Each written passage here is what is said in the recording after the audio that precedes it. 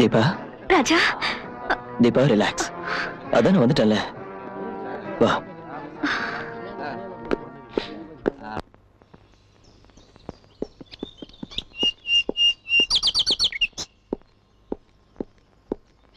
என்ன யோசிக்கிற தீபா? ஒண்ணும் இல்ல. பஸ்ல இருந்து இறங்கி உனக்காக காத்துக்கிட்டு இருந்தேன். திடீர்னு அந்த திருட்டு ராஸ்கல் வந்து சூட்கேஸ பிடிக்கிட்டா. அப்ப எனக்கு பயமா இருக்காதா? நல்ல வேளை நீ வந்த. ஏய், ஒரு மிலிட்டரி ஆபீசருக்கு பொண்டாட்டியாக போறவ இப்ப எல்லாம் பயப்படக்கூடாது.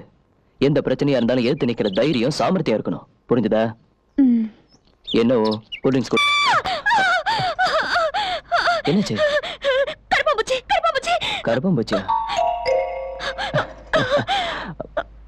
ஓகே தீபா, தீபா கண்ணு தர.